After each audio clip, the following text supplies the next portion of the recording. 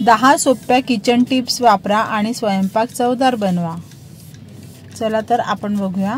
स्वयंपाक बऱ्याच जणांना करायला आवडतो, परंतु योग्य प्रमाण आणि नीट जमत नसल्यामुळे बऱ्याच वेळा पदार्थ चुकतात। तर तसं होऊ नये म्हणून तुम्हाला जरी स्वयंपाक येत नसेल तरी सुद्धा मोजक्या काही टिप्स वापरल्या तर तुम्ही तुमचे पदार्थ रुचकर बनवू शकता।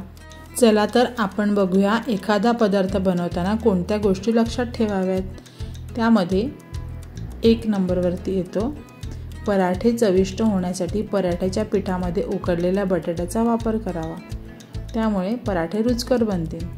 पराठ्याचे पीठ जास्त सैल मळू नये, म्हणजे पराठे छान लाटले जातात।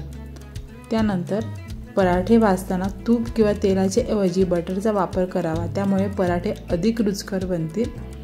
तसेच एखाद्या भाजीची ग्रेव्ही घट्ट होण्यासाठी त्यामध्ये भाजलेल्या चण्याचे पीठ घालावे, अत्यंत चविष्ट भाजी बनते। कोणतीही भजी कुरकुरीत होण्यासाठी भजीच्या पिठामध्ये थोडेसे गरम तेल घालावे, म्हणजे भज्या खूप कुरकुरीत बनतात।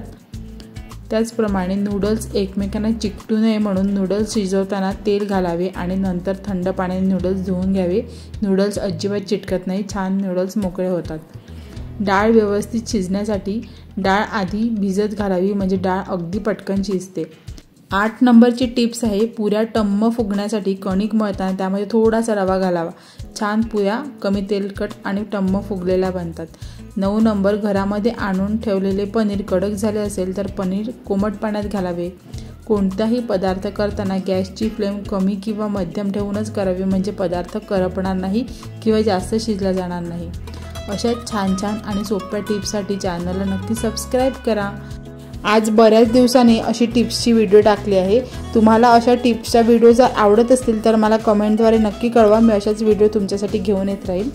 चला तर लवकरच भेटूया अशाच नवीन व्हिडिओ बरोबर, तोपर्यंत बाय बाय।